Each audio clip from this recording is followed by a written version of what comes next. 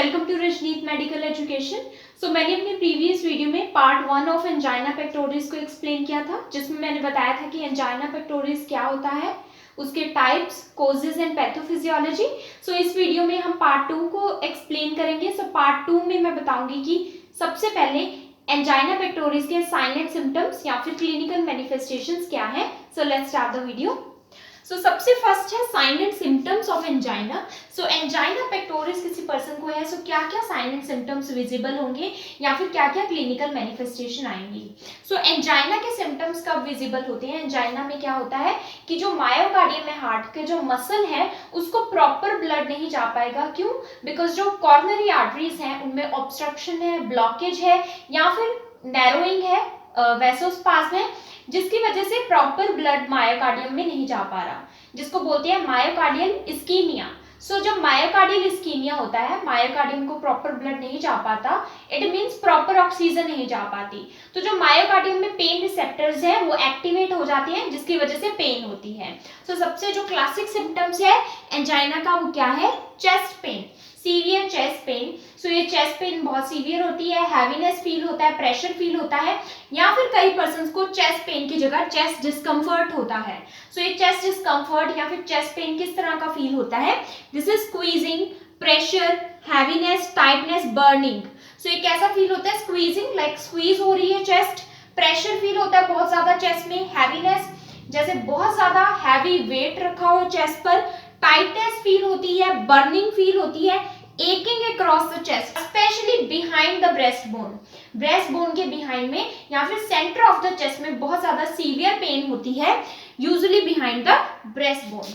अब ये जो अक्रॉस द चेस्ट बोला है, इसका मतलब क्या है कि ये जो चेस्ट पेन है, एंजाइना का जो चेस्ट पेन है, ये यूजुअली रेडिएट होता है।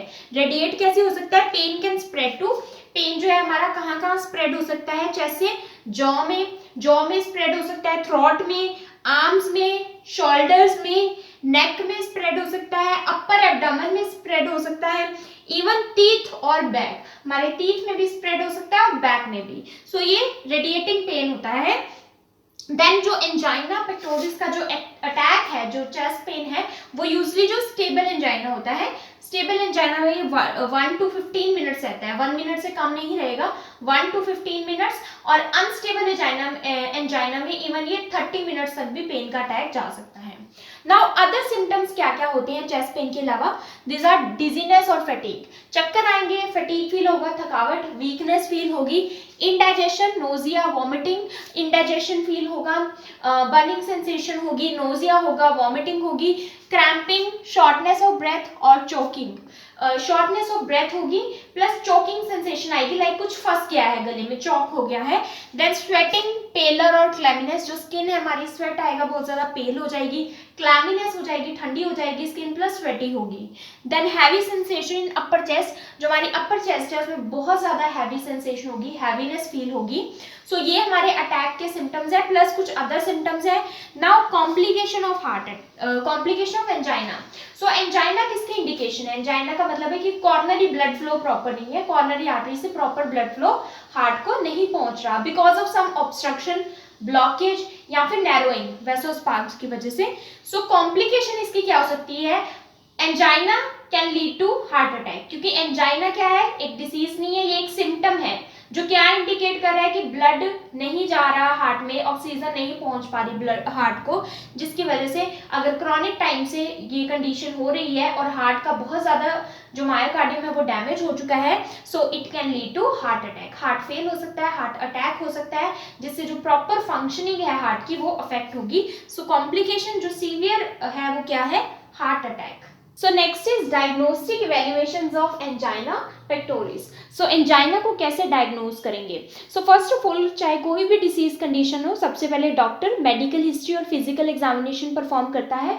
एंजाइना के केस में डॉक्टर मेडिकल हिस्ट्री परफॉर्म करेगा, पेशेंट से उसकी फैमिली हिस्ट्री पूछेंगे कि फैमिली हिस्ट्री में कभी किसी को अटैक तो नहीं आया है, हार्ट अटैक तो नहीं आया है, या फिर एंजाइना की कंडीशन तो नहीं थी, या फिर हम पेशेंट से पूछेंगे कभी उसको प्रीवियसली हार्ट अटैक आया है नहीं, उसकी एज को कंसीडर करेंगे, ओल्ड एज है, यंग एज है, या फिर अदर हैबिट्स जैसे कि स्मोकिंग, टबैको या फिर अल्कोहल यूज़, अगर आपको हाइपरटेंशन है, तो सारी ऐसे जो उसका डाटा है वो हम कलेक्ट करेंगे, जिससे हम जो एंजाइना के साइन एंड सिम्टम्स है वो भी कलेक्ट कर सकते हैं। सो हम प्रीवियसली पेशेंट को पूछेंगे कि आपको कैसे कैसे चेस्ट डिस्कम्फर्ट हुआ था, या फिर और अदर कंडीशन जो कि एंजाइना से रिलेटेड है। सो पूरा डाटा हमने गैदर करना है पेशेंट से, एज, डाइटरी हैबिट्स पेशेंट की, अगर हाई फैटी डाइट है, उसका ब्लड टेस्ट कोई हुए हैं ऑलरेडी, या फिर कोई इमेजिंग टेस्ट पहले हुए हैं या नहीं। सो सारा डाटा गैदर करके देन हमने फिजिकल एग्जामिनेशन परफॉर्म करना है। फिजिकल एग्जामिनेशन में जो doctor head to toe examination perform करेगा, प्लस डॉक्टर उसका ब्लड प्रेशर भी लेगा। देन उसके बाद जो स्पेसिफिक टेस्ट आते हैं एंजाइना पेक्टोरिस को डायग्नोज करने के लिए। सो फर्स्ट टेस्ट है हमारा ईसीजी, दैट इज इलेक्ट्रोकार्डियोग्राम, जिसको ईसीजी या फिर ईकेजी भी बोलते हैं। सो इलेक्ट्रोकार्डियोग्राम क्या करता है? इलेक्ट्रोकार्डियोग्राम हमारी हार्ट की जो इलेक्ट्रिकल एक्टिविटी है उसको रिकॉर्ड करता है। सो हमारी हार्ट की इलेक्ट्रिकल एक्टिविटी है, जैसे कि हार्ट बीट करता है, हार्ट की जो रिदम है उसको हमने चेक करना है ईसीजी में, और ये ग्राफ पेपर पर हमें इसकी रिकॉर्डिंग मिल जाती है ईसीजी की। देन ईसीजी से हमें पता लग जाता है कि मायोकार्डियल इस्कीमिया तो नहीं है, हार्ट को प्रॉपर ब्लड मिल रहा है, हार्ट अच्छे से वर्क कर रहा है या नहीं। तो अगर हार्ट की फंक्शनिंग में एब्नॉर्मेलिटी है तो ईसीजी में वो इंडिकेट हो जाता है। देन हमारा आता है स्ट्रेस टेस्ट।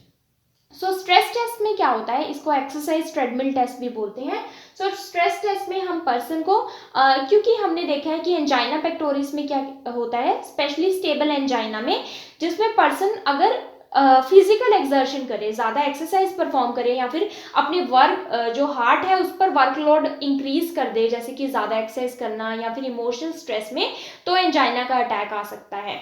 तो इसलिए हम स्ट्रेस टेस्ट परफॉर्म करेंगे ताकि एंजाइना ईजिली डायग्नोज हो जाए, जिसमें हम पर्सन को ट्रेडमिल पर वॉक करवाते हैं, ट्रेडमिल पर रन करवाते हैं, या फिर एक स्टेशनरी जो बाइसाइकिल होती है उसको पेडल करने को बोलते हैं। सो एक्सरसाइज के दौरान हम उसकी ईसीजी मॉनिटर करते हैं, प्लस उसका ब्लड प्रेशर मॉनिटर करते हैं, देन हमें इजीली एंजाइना डायग्नोज हो जाता है। Next is echocardiogram. So echocardiogram में क्या होता है? एकोकार्डियोग्राम में हम एको का यूज करते हैं, मीन्स साउंड वेव्स का यूज करते हैं हार्ट की इमेज लेने के लिए। सो हार्ट की 3D इमेज हमें एकोकार्डियोग्राम में मिल जाती है, और बिल्कुल क्लियर इमेज हमें हार्ट की मिल जाती है। So this is echocardiogram. Then है chest x-ray. So chest x-ray हम क्यों परफॉर्म करेंगे? ये भी इमेजिंग टेस्ट है। हम हार्ट की इमेज और हमारे लंग्स की इमेज देखने के लिए चेस्ट एक्सरे परफॉर्म करेंगे। हार्ट का साइज तो नहीं इंक्रीज, उसको देखने के लिए हम चेस्ट एक्सरे परफॉर्म करेंगे, प्लस कोई और अदर कंडीशन तो नहीं चेस्ट पेन कोज कर रही, वो भी हमें चेस्ट एक्सरे में पता लग जाएगा। Then coronary angiography. So coronary angiography भी एक इम्पॉर्टेंट टेस्ट है। इसमें हम क्या करते हैं, जो हमारी कॉर्नरी आर्टरीज हैं उसमें हम डाइस को इंजेक्ट करवाते हैं।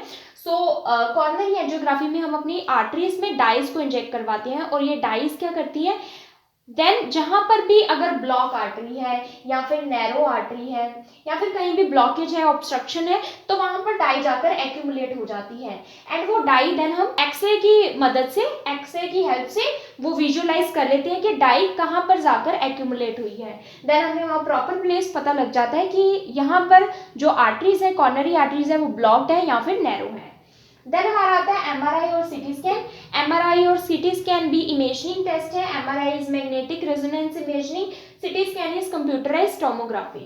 सो एमआरआई और सीटी स्कैन हमें और ज़्यादा अच्छी डिटेल देती है हार्ट के स्ट्रक्चर्स की, हार्ट की ब्लड वेसल्स की, हमें और ज़्यादा विजुअलाइजेशन अच्छी प्रोवाइड करती हैं।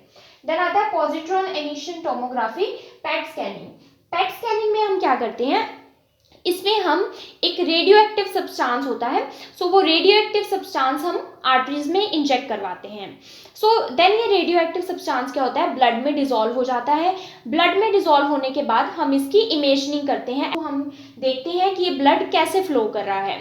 देन जो ब्लड है, अगर कहीं पर सपोज अगर मायोकार्डियम है और इस आर्टरी के थ्रू, इस आर्टरी में ब्लॉकेज है, तो इस आर्टरी में अगर ब्लॉकेज है तो ब्लड के थ्रू ये रेडियो एक्टिव सब्सटेंस यहाँ पर नहीं जा पाएगा, इस एरिया में नहीं जा पाएगा, या फिर बहुत कम जाएगा। तो हमें पता लग जाएगा कि कहाँ पर रेडियो एक्टिव सब्सटेंस नहीं पहुंचा। तो जहां पर नहीं पहुंचा जिस एरिया में, इट मीन्स वहां पर कोई ब्लॉकेज है कॉर्नरी आर्टरी में, या फिर कोई ऑब्स्ट्रक्शन है। तो पेट स्कैनिंग में बेसिकली यही होता है, हम रेडियो एक्टिव सब्सटेंस को इंजेक्ट करवाते हैं एंड वो रेडियो एक्टिव सब्सटेंस हमारे ब्लड में डिसॉल्व हो जाता है एंड जहाँ पर कोई ब्लॉकेज होगी तो वो ब्लड के थ्रू रेडियो एक्टिव सब्सटेंस वहाँ पर दिखाई नहीं देगा या फिर बहुत कम दिखाई देगा, जिससे हमें पता लग जाएगा कि कोई ब्लॉकेज या फिर ऑब्स्ट्रक्शन या फिर नैरोइंग वहाँ पर है। देन हमारा आता है halter monitoring. Now halter monitoring क्या होता है? हॉल्टर एक डिवाइस होता है जो कि एक पर्सन को 48 आवर्स के लिए अपनी बॉडी के साथ अटैच करना होता है।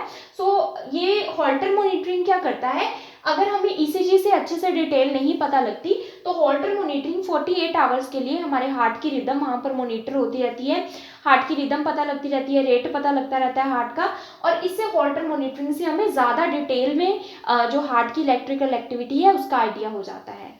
देन नेक्स्ट हमारे टेस्ट आते हैं blood test. Now blood test भी इंपॉर्टेंट टेस्ट है।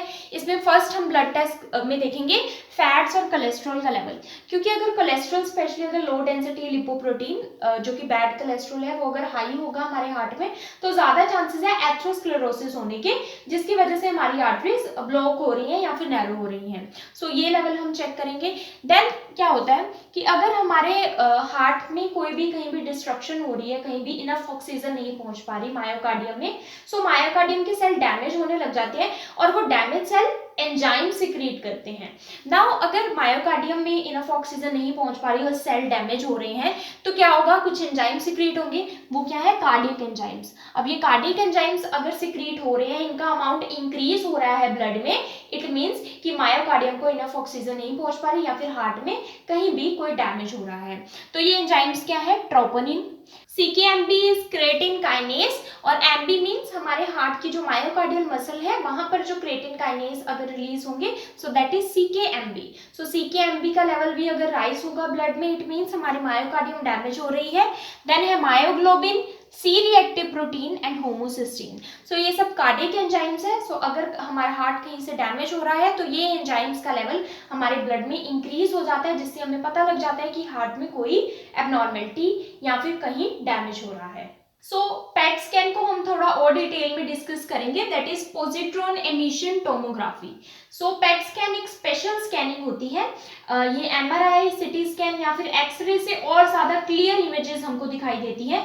सो पेट स्कैन में हम यूजुअली हमारे ऑर्गन्स और टिश्यूज कैसा परफॉर्म कर रहे हैं, कैसे फंक्शनिंग परफॉर्म कर रहे हैं, उनमें कोई डिसीज कंडीशन तो नहीं है या फिर उन ऑर्गन्स या फिर टिश्यूज को प्रॉपर्ली ब्लड फ्लो मिल रहा है या नहीं, इसमें हम पेट स्कैन में प्रॉपर्ली देख सकते हैं। सो पेट स्कैन में हम क्या करते हैं हमारे IV रूट के थ्रू दैट इज इंट्रावेनसली हम एक रेडियो एक्टिव सब्सटेंस इंजेक्ट करवाते हैं जिसको रेडियो एक्टिव ट्रेसर भी कहते हैं। सो ये रेडियो एक्टिव ट्रेसर हम IV इंसर्ट करवाते हैं। ये रेडियो एक्टिव ट्रेसर क्या करता है, ये हमारे ब्लड में डिसॉल्व हो जाता है। इसको एग्जैक्टली 1 आवर लगता है, मिनिमम 1 आवर में ये डिसॉल्व हो जाता है हमारे ब्लड में। देन उसके बाद एक स्पेशल पेट स्कैनर होता है, एक स्पेशल स्कैनर होता है, ये एक टनल जैसी मशीन होती है जिसमें हम पर्सन को अंदर स्लाइड करवाते हैं, जैसे कि MRI में होता है या फिर CT स्कैन में होता है। सो ये भी एक स्पेशल पेट स्कैनर होता है टनल की तरह। देन हम एक नैरो टेबल पर पर्सन को लाई करवाते हैं, देन उस स्कैनर में हम पर्सन को अंदर स्लाइड करवा देते हैं, इंट्रोड्यूस करवा देते हैं। देन जो ये स्पेशल पेट स्कैनर है ये क्या करता है, एक तो जो हमारा ये रेडियो एक्टिव सब्सटेंस है ये किस किस एरिया में जा रहा है, हमारे हार्ट के टिश्यूज में कहाँ कलेक्ट हो रहा है, उसको एक तो ये क्लियर इमेज ऑब्टेन कर लेता है, इसकी 3D images, clear images obtain कर लेता है। प्लस अगर सपोज क्योंकि ये हमारे ब्लड में डिसॉल्व हो गया है radio active substance, so suppose ये हमारी मायोकार्डियम है एंड ये हमारी ब्लड वेसल है, कॉर्नरी आर्टरी है जो कि मायोकार्डियम को सप्लाई कर रही है। एंड अगर इस कॉर्नरी आर्टरी में यहाँ पर प्लेक फॉर्मेशन है या फिर ऑब्स्ट्रक्शन है तो क्या होगा कि ये जो रेडियो एक्टिव सब्सटेंस जो कि हमारे ब्लड में डिसॉल्व हो गया है तो ये रेडियो एक्टिव सब्सटेंस यहीं पर एक्यूमुलेट हो जाएगा, आगे प्रॉपर्ली नहीं जा पाएगा, बिकॉज ब्लड फ्लो आगे प्रॉपर्ली नहीं जा पा रहा। तो ये रेडियो एक्टिव सब्सटेंस पेट स्कैनर में यहाँ पर शाइन करेगा, यहाँ पर शाइन नहीं करेगा क्योंकि यहाँ पर radio active substance properly blood के थ्रू आगे नहीं पहुंच पाया क्योंकि इस कॉर्नरी आर्टरी में ऑब्स्ट्रक्शन है या फिर प्लेक फॉर्मेशन है। तो इस तरह से पेट स्कैनर हमारा काम करता है। तो पेट स्कैनर यहाँ पर देख लेगा कि यहाँ पर जो इमेज में दिखाई दे रहा है कि ये जो रेडियो एक्टिव सब्सटेंस है या फिर रेडियो एक्टिव ट्रेसर है ये यहाँ पर शाइन कर रहा है, लेकिन मायोकार्डियम के इस पार्ट में कोई भी रेडियो एक्टिव सब्सटेंस नहीं पहुंच पाया। तो इसका मतलब कि ब्लड फ्लो पहुंचने में कोई ऑब्स्ट्रक्शन है। तो इस तरह से पेट स्कैनर हमारा वर्क करता है एंड अप्रॉक्सीमेटली इसको पूरे 90 मिनट्स लगते हैं इस प्रोसीजर को। प्लस ये जो है हमारा आउट से प्रोसीजर होता है, आउट पेशेंट ही होता है ये प्रोसीजर, इसके लिए कोई आपको हॉस्पिटल में एडमिट होने की भी जरूरत नहीं होती। नेक्स्ट इज ट्रीटमेंट और management of angina. So angina pectoris का ट्रीटमेंट या फिर मैनेजमेंट क्या है? सो सबसे फर्स्ट हम डिस्कस करेंगे medical management. So medical management में हम फार्माकोलॉजिकल मेडिसिन लेकर हम ट्रीट करते हैं, इसमें हम सर्जरी नहीं करते। सो मेडिकल मैनेजमेंट फर्स्ट हम डिस्कस करेंगे जिसमें हम मेडिसिन देंगे एंजाइना के लिए। सो सबसे इंपॉर्टेंट जो मेडिसिन हैं एंजाइना के लिए वो है नाइट्रेट्स। सो नाइट्रेट्स जो है ये हम एंजाइना पेक्टोरिस में देते हैं। ये क्या करते हैं? ये जो कॉर्नरी आर्टरीज है उनके ब्लड फ्लो को इंक्रीज करते हैं, कॉर्नरी आर्टरी में वेसोस्पाज्म नहीं होने देते, मींस कॉन्स्ट्रिक्शन नहीं होने देते, उनको रिलैक्स रखती हैं। सो इसमें जो ड्रग आता है वो है नाइट्रोग्लिसरीन या फिर इसको बोलते हैं glycerol trinitrate, that is GTN। सो ये एक इंपॉर्टेंट ड्रग है एंजाइना के लिए। सो नाइट्रोग्लिसरीन हम अपने टंग के अंदर रखते हैं, दैट इज सबलिंगुअली रूट से ही हम ये मेडिसिन रखते हैं और ये हमारे ब्लड में इजिली डिसॉल्व हो जाती है। देन हमारा आता है anti platelet and anti coagulants. So anti platelet क्या है? जो प्लेटलेट फॉर्मेशन नहीं होने देंगे, मीन्स वो प्लेटलेट को एग्रीगेट नहीं होने देते, क्लॉट फॉर्मेशन नहीं होने देते। एंटी कोगुलेंट अगेन ये भी क्लॉट फॉर्मेशन नहीं होने देते। सो क्योंकि जो हमारी आर्टरीज है कॉर्नरी आर्टरीज उनमें ब्लड फ्लो प्रॉपर्ली क्यों नहीं जा पा रहा? एथेरोस्क्लेरोसिस की वजह से, क्योंकि वहां पर प्लेक फॉर्मेशन हो रही है और क्लॉट फॉर्मेशन हो रही है। सो उसको प्रिवेंट करने के लिए, ऑब्स्ट्रक्शन को प्रिवेंट करने के लिए हम देंगे एस्पिरिन देंगे, हेपेरिन देंगे और क्लोपिडोग्रेल देंगे। सो अगर हम एस्पिरिन डेली ले रहे हैं तो उसके लिए हमें ज्यादा प्रिकॉशंस फॉलो करने पड़ते हैं। सो डॉक्टर की एडवाइस के अकॉर्डिंग ही एस्पिरिन लेते हैं। देन हमारा आता है beta blockers. So beta blockers क्या करते हैं? बीटा ब्लॉकर्स एक तो हमारे ब्लड प्रेशर को लो करते हैं, सेकेंड थिंग ये हमारे जो एड्रेलिन है उसको ब्लॉक करते हैं। सो जो एड्रेनर्जिक रिसेप्टर्स होते हैं उनको ब्लॉक करते हैं, अल्टीमेटली एड्रेलिन को ब्लॉक करते हैं। सो अगर एड्रेलिन को ब्लॉक किया इट मीन्स हमारा हार्ट जो है रिलैक्स वर्क करेगा, लो प्रेशर से वर्क करेगा, कम प्रेशर से वर्क करेगा, उस पर ज्यादा वर्कलोड नहीं पड़ेगा। सो स्मूथली वर्क करेगा हमारा हार्ट अगर एड्रेलिन ब्लॉक होगा तो। सो बीटा ब्लॉकर यही फंक्शन करते हैं, हमारे हार्ट का जो वर्कलोड है उसको कम करते हैं एंड हार्ट को रिलैक्स करते हैं ताकि वो लेस प्रेशर से वर्क करे, कम प्रेशर से वर्क करे। प्लस हमारा जो ब्लड प्रेशर है उसको कम करते हैं बीटा ब्लॉकर्स। हमारे जो वेसल्स हैं हार्ट की उनको भी रिलैक्स करते हैं। सो बीटा ब्लॉकर्स में हमारे आते हैं प्रोपेनोलोल, मेटोप्रोलोल और एटेनोलोल। देन हमारे आते हैं calcium channel blockers. So calcium channel blockers क्या करते हैं? कैल्शियम को ब्लॉक करते हैं। सो कैल्शियम क्या करता है? मसल की कॉन्ट्रैक्शन करता है। तो जो हमारी आर्टरीज की मसल्स हैं वो कॉन्ट्रैक्ट ना हो इसलिए कैल्शियम चैनल ब्लॉकर्स दिए जाते हैं, जिससे कि हमारी जो आर्टरीज है, हमारे ब्लड वेसल्स है हार्ट की, वो रिलैक्स रहती हैं। सो इसमें आता है हमारा निफेडिपिन, एम्लोडिपिन। अगेन हमारा beta blockers, calcium channel blockers anti hypertensive medications भी है, ये ब्लड प्रेशर को भी कंट्रोल करती हैं। अदर देन दैट, क्योंकि ब्लड प्रेशर हाई हो तो भी चांसेस इंक्रीज हो जाते हैं एंजाइना के, तो हम एंटी हाइपरटेंसिव मेडिकेशंस भी देंगे जैसे कि angiotensin converting enzyme inhibitors, AC inhibitors and other medication जो हमारी एंटी हाइपरटेंसिव मेडिकेशन है वो हम प्रिस्क्राइब करेंगे, जैसे कि एंजियोटेंसिन सेकेंड रिसेप्टर ब्लॉकर। सो ये मेडिकेशन हम देंगे। देन हमारा आता है कोलेस्ट्रॉल लोअरिंग एजेंट्स। सो जो, क्योंकि हाई कोलेस्ट्रॉल किसको प्रोवोक कर रहा है? एथेरोस्क्लेरोसिस को। एथेरोस्क्लेरोसिस इसलिए हो रहा है क्योंकि कोलेस्ट्रॉल का लेवल ज्यादा है हमारी बॉडी में, ट्राइग्लिसराइड्स का लेवल ज्यादा है, जो बैड कोलेस्ट्रॉल है वो ज्यादा है, लो डेंसिटी लिपोप्रोटीन, जो कि हमारी आर्टरीज में डिपॉजिट हो रहा है, जिसकी वजह से आर्टरी ब्लॉक हो रही है और नैरो हो रही है। सो इसमें जो ड्रग्स आते हैं वो आते हैं स्टैटिन्स। सो स्टैटिन्स क्या करते हैं? हमारा जो कोलेस्ट्रॉल है उसका लेवल डिक्रीज करते हैं ब्लड में। जो कोलेस्ट्रॉल ऑलरेडी डिपॉजिट हो गया है हमारे ब्लड वेसल्स में, जो कोलेस्ट्रॉल डिपॉजिट हो गया है उसको भी रीअब्सॉर्ब करते हैं एंड दोबारा से कोलेस्ट्रॉल की जो डिपोजिशन है उसको प्रिवेंट करते हैं। सो एक बार जो कोलेस्ट्रॉल जम गया आर्टरीज में उसको भी जो प्लेक फॉर्मेशन होगी है आर्टरीज में उसको भी रीअब्सॉर्ब करते हैं, प्लस जो कोलेस्ट्रॉल की जहां से फॉर्मेशन हो रही है उसको ब्लॉक कर देते हैं।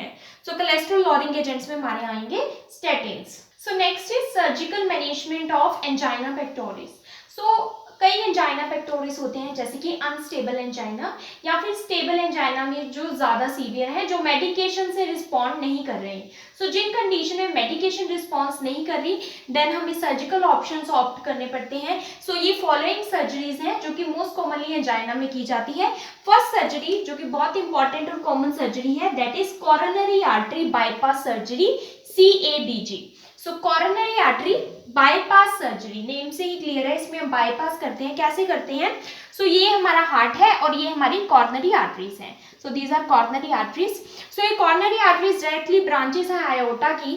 नाउ अगर सपोज कॉर्नरी आर्टरी में यहाँ पर ब्लॉकेज है, सपोज यहाँ पर ब्लॉकेज है, तो हम क्या करेंगे कि कोई बाईपास ग्राफ्ट लेंगे। ग्राफ्ट का मतलब है कि हम ग्राफ्ट कहाँ से लेंगे, किसी आर्टरी या फिर किसी वेन का ग्राफ्ट लेंगे हम हार्ट को छोड़कर किसी और जगह से, हाँ अपनी ही बॉडी से, लाइक अपनी बॉडी से मैंने चेस्ट से कोई वेन या फिर आर्टरी ली या फिर लेग से ली है या फिर आर्म से। सो इन प्लेसेस से हम अपनी बॉडी की ही कोई वेसल, कोई भी आर्टरी या फिर वेन यहाँ पर बाईपास करते हैं। कैसे बाईपास करते हैं? सपोज हमने चेस्ट रीजन की आर्टरी या फिर वेन ली है और वो चेस्ट रीजन की आर्टरी मैंने यहाँ पर आयोटा से डायरेक्टली कनेक्ट कर दी है और मैंने यहाँ पर जहां पर ब्लॉकेज है उससे आगे बाईपास की है। सो जहां पर ब्लॉकेज है उससे आगे मैं ये कनेक्ट कर दूंगी इस आर्टरी या फिर वेन को। सो डॉक्टर इस तरह से इस सर्जरी को परफॉर्म करता है। अब यहाँ पर ब्लॉकेज है, क्योंकि यहाँ पर ब्लॉकेज है तो यहाँ पर जो वहां की मायोकार्डियम थी उसको ब्लड सप्लाई प्रॉपरली नहीं जा पा रही थी। अब क्योंकि एक और रास्ता बना दिया ब्लड का जाने का, यहाँ से आयोटा से सीधा ही एक और आर्टरी या फिर वेन अटैच कर दी है जो कि ब्लॉकेज से आगे अटैच की है। अब इससे क्या होगा कि ब्लड अगर यहाँ पर रुक गया तो कोई बात नहीं, लेकिन ब्लड यहाँ से प्रॉपरली आएगा एंड आगे फ्लो करेगा आगे रीजन्स में, ताकि जो ब्लड यहाँ पर ऑब्स्ट्रक्ट हुआ था, यहाँ पर ऑब्स्ट्रक्शन हुई थी, तो उस पार्ट को, जिस पार्ट को ये आर्टरी सप्लाई कर रही थी कॉर्नरी आर्टरी, तो दूसरे एक बाईपास आर्टरी से या फिर बाईपास वेन से, जिसको बोला है ग्राफ्ट, अब यहाँ पर ये ग्राफ्ट अटैच कर दिया। अब इस ग्राफ्ट से जो सर्कुलेशन है दोबारा प्रॉपर हो जाएगी, क्योंकि ब्लड यहाँ से दोबारा आने लग जाएगा उस पार्ट को। तो इसको बोलते हैं कॉर्नरी आर्टरी बाईपास सर्जरी। अब इसमें क्या करते हैं हम कि जो हमारी ये ऑब्स्ट्रक्शन वाला प्लेस है जहां पर ब्लॉकेज है कॉर्नरी आर्टरी में, वो एज इट इज पड़ी रहती है, वो कोई भी प्रॉब्लम क्रिएट नहीं करती, क्योंकि ब्लड जो है दूसरे आर्टरी या फिर वेन से एक बाईपास, जो एक बाईपास क्या होता है, एक अलग रास्ता, सो एक दूसरे रास्ते से ब्लड हमने पहुंचा दिया उस पार्ट को, तो कोई भी प्रॉब्लम क्रिएट नहीं होगी, दोबारा नॉर्मल फंक्शनिंग हार्ट की परफॉर्म होती रहेगी। नाउ अगर एक आर्टरी में प्रॉब्लम है तो एक ग्राफ्ट हम लगाते हैं, एक बाईपास ग्राफ्ट हम लगाते हैं। तो डिपेंड करता है कि कितनी कॉर्नरी आर्टरीज में ऑब्स्ट्रक्शन है या फिर ब्लॉकेज है, सो उसके बेसिस पर हम एक या फिर एक से ज्यादा ग्राफ्ट भी लगा सकते हैं। देन हमारा सेकंड आता है परक्यूटेनियस ट्रांसल्यूमिनल कॉर्नरी एंजियोप्लास्टी, या फिर इसको सिंपली कॉर्नरी एंजियोप्लास्टी या फिर स्टेंट एंजियोप्लास्टी भी बोलते हैं, दैट इज PTCA। इसमें क्या करते हैं हम, सपोज हमारी ये कॉर्नरी आर्टरी यहाँ पर ब्लॉकेज है, तो यहाँ पर मैं बड़ा करके दिखा देती हूँ। सो ये हमारी सपोज कॉर्नरी आर्टरी है और यहाँ पर हमारी ब्लॉकेज है, यहाँ पर प्लेक फॉर्मेशन हुई है, दैट इज एथरोस्क्लेरोसिस यहाँ पर हो रखी है। तो हम क्या करेंगे, हम अपनी थाई वेन जो है, फेमोरल थाई आर्टरी है, दैट इज फेमोरल आर्टरी, तो वहां से हम यूजुअली एक कैथेटर इंसर्ट करते हैं। सो ये कैथेटर क्या करता है, ये हमारी कॉर्नरी आर्टरीज में पहुंच जाता है। सो एक फाइन ट्यूब होती है, फाइन कैथेटर होता है और उसके टिप पर एक बलून अटैच होता है। So this is a balloon, और जब ये बलून वहां पर पहुंच जाता है जहां पर ऑब्स्ट्रक्शन है, तो ये हम स्कैन से हम देखते रहते हैं कि ये कैथेटर कहाँ जा रहा है। तो जब कैथेटर जहां पर ब्लॉकेज है, ऑब्स्ट्रक्शन है, उस जगह पर पहुंच जाता है जहां पर प्लेक फॉर्मेशन हुई है, तब हम इस कैथेटर को क्या करते हैं, इन्फ्लेट कर देते हैं।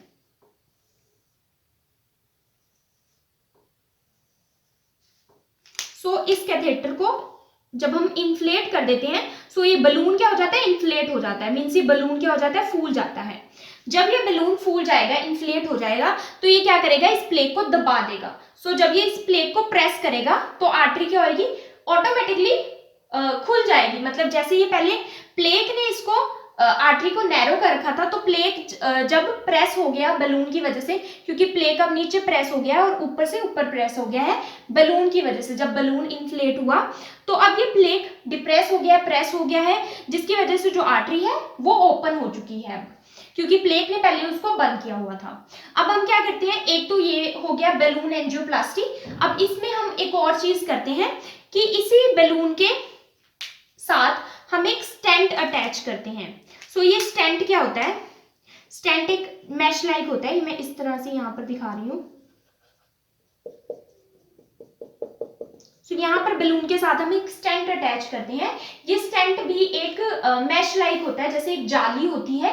सो ये जाली जैसा होता है, नेट टाइप होता है, और ये मेटल का बना होता है, मेटल का भी हो सकता है, प्लास्टिक का भी हो सकता है। सो एक स्पेशल फैब्रिक का ये बना होता है, स्टेनलेस स्टील का भी होता है ये स्टेंट। तो डिफरेंट टाइप्स ऑफ स्टेंट्स होते हैं। सो बेसिकली एक स्टेंट को हम यहाँ पर लगाते हैं। सो ये स्टेंट को हम क्या करते हैं, जैसे बलून इन्फ्लेट किया तो ये स्टेंट भी यहाँ पर इन्फ्लेट हो जाता है। सो ये स्टेंट भी इन्फ्लेट हो जाता है। और ये स्टेंट क्या करता है, जब हम इस बलून को अब डीफ्लेट करेंगे, डीफ्लेट मतलब जब हमने इसको निकालना है तो हम इसमें से हवा निकाल देंगे बलून में से, तो हम ये पीछे की तरफ वापस ले जाते हैं कैथेटर को, और ये स्टेंट यहाँ पर रह जाता है इस तरह से। ये हमारा प्लेक है यहाँ पर, ताकि ये जो प्लेक है ये दोबारा से वैसे नॉर्मल पोजीशन पर ना आए, क्योंकि बलून ने तो क्या किया, प्लेक को डिप्रेस कर दिया। लेकिन अगर हम बलून पीछे ले लेंगे और वहां पर कोई भी सपोर्ट सिस्टम नहीं रहेगा तो वो दोबारा से वापस उसी पोजीशन में प्लेक आ सकता है। तो एक सपोर्ट सिस्टम हम वहां पर रख सकते हैं, एक आर्टिफिशियल सपोर्ट हम वहां पर रख देते हैं, जिसको बोलते हैं स्टेंट। सो ये एक स्टेंट है।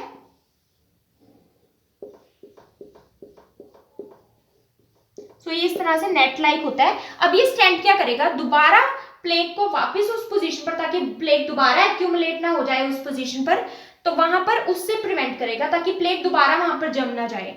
तो ये स्टेंट वहां पर उसी प्लेस पर रख देते हैं हम, बलून को वापस खींच लेते हैं डिफ्लेट करके, स्टेंट वहीं पर रह जाता है ताकि एक चैनल बन जाए। सो ये एक स्टेंट एक चैनल बना देता है, जिससे ब्लड फ्लो प्रॉपरली दोबारा से ब्लड फ्लो होता रहता है। सो ये ब्लड इस डायरेक्शन में दोबारा से फ्लो करता रहेगा स्टेंट की वजह से, क्योंकि स्टेंट एक आर्टिफिशियल सपोर्ट वहां पर बन गई है, जो कि दोबारा ना तो आर्टरी को कॉन्स्ट्रिक्ट होने देगा, तो ये वैसोस्पाज्म से भी बचाएगा कि आर्टरी नैरो ना हो दोबारा से, प्लस प्लेक दोबारा से वहां एक्यूमुलेट ना हो, उससे भी प्रिवेंट करेगा।